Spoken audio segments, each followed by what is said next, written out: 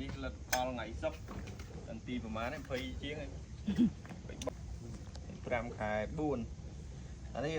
វាចូលជិត10គីឡូតែយើងផាត់អាត្រង់នេះចេញអញ្ចឹងប្រហែលជា9គីឡូបានអាពោ2គីឡូកន្លះមួយយោងហើយនឹង